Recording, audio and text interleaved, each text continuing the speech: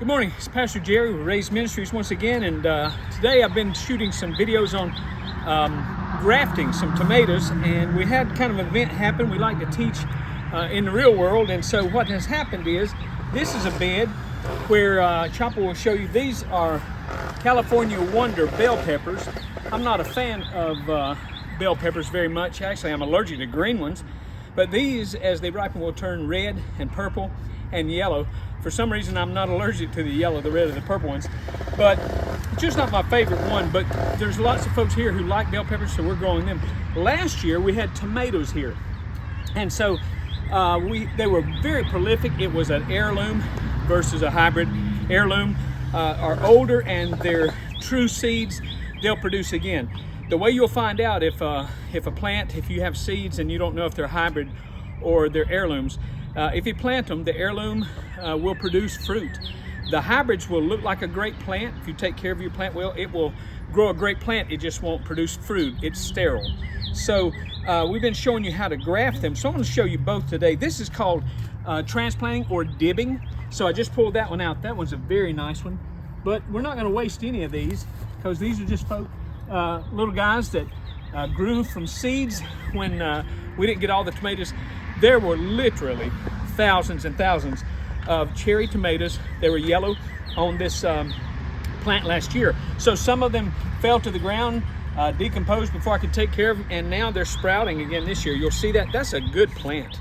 And rather than have to take anywhere from 7 to 10 days for it to germinate, another 10 days for it to get to that size perhaps, now we just transplant it.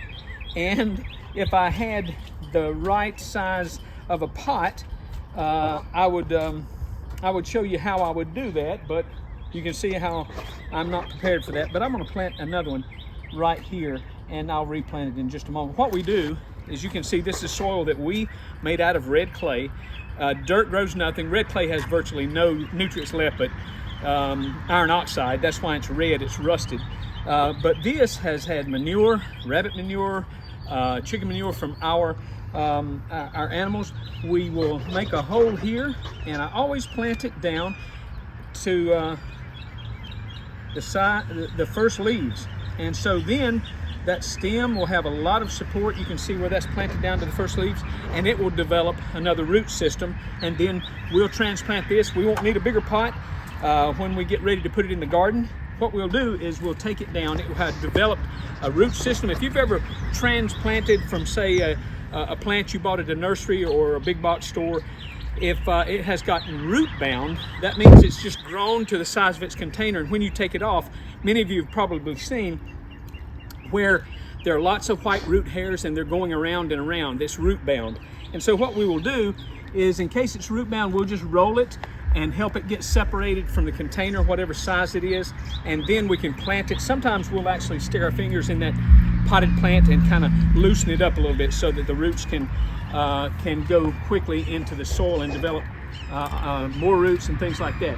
Now this is a good size. You can see it's starting to wilt. Many times when I'm taking cuttings, I'll put it in a cup of water.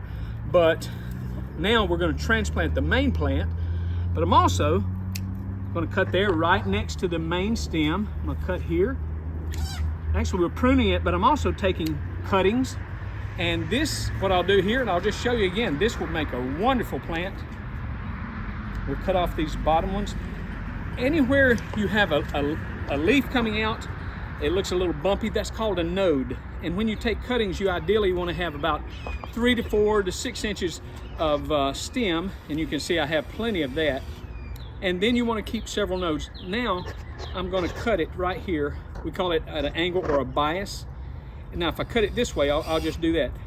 It's not terrible, it's just not best. You see what kind of circumference we have. When you cut it on a bias, such as this, now you see all the area that we have for more cells to differentiate and make a new root system. I'm going to cut this one off. So you see here we've got this. Now I'm going into a larger plant. I'm going to put it in a little bit of root hormone. This is natural. It has been harvested from plants, and it's a root hormone. I'll just put this on there. When you get done with this, this is very inexpensive. I've got a cup of it. This has lasted me already 5 growing seasons, and you can see I've only used maybe 10% of the jar. So this is good. When I get done with the growing season, I'll put it in the refrigerator and keep that. We want to be good stewards of everything God entrusts to us. And here we'll take this way down. I'll bring back the soil until it's almost, I'll put a little more soil in there. We don't pack it down, we just firm it up. We don't pack any soil. We teach at raised bed processes in raised ministries that the 4 S's: seeds, seek, soft soil. That doesn't translate well to other languages, but it's alliteration here: seeds, seek, soft soil. So that's why we do not compact. We don't pack it down. We just firm it up to the top leaves, and that is going to make a wonderful cherry tomato. That we'll show you once again. Here we are.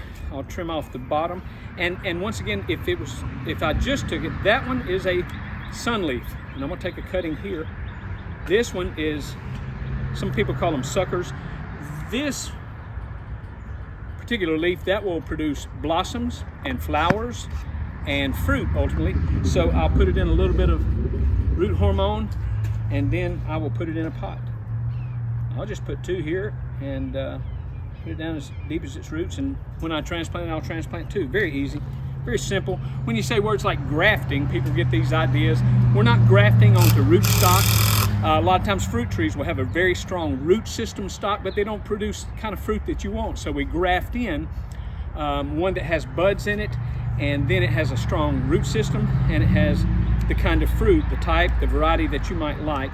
You can see here, because I've gotten so many cuttings and I don't have enough garden to accommodate all the plants that I have. So there we've got, you see those bumps every place you had a leaf or a sucker or a sunleaf.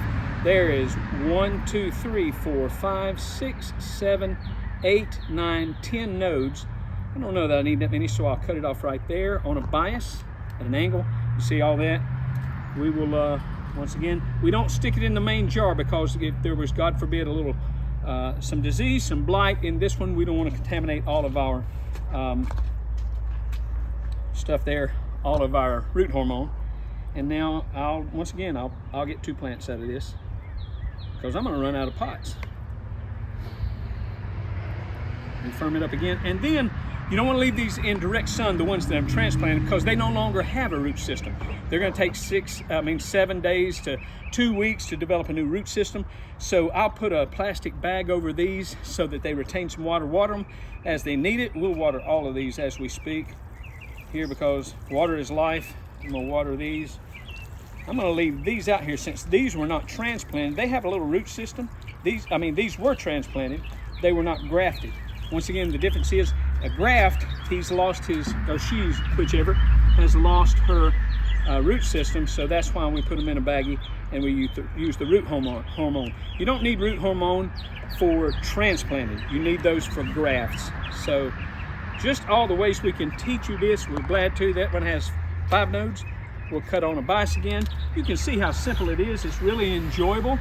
And now we'll get another double, because I'm running out of pots. I'll make a hole and plant her as deep as I can. And then I'll put a little soil around it. We don't pack it, we just firm it up. We'll give this lady a little more soil. Champa, I really appreciate you being so good about this. Champa doesn't speak any English, and mi español es poquito and is muy mal. So he's very gracious to do this, because he's chomping at the bits. This is Jose Luis.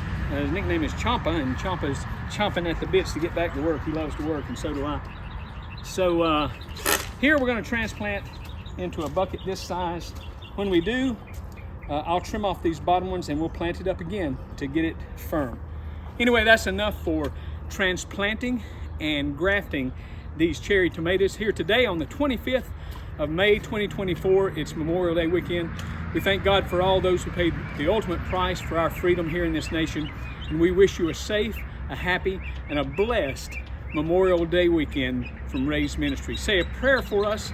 Go to our website at raisedministries.org or pastorraised.com and check out what we do. If you'd like to learn, we'd love to train you, and we'll be kind to you. We unashamedly teach from the perspective of the agrarian parables of Jesus Christ and all the science that we've been taught in horticultural school. May God bless and keep you. Thank you for watching. Goodbye.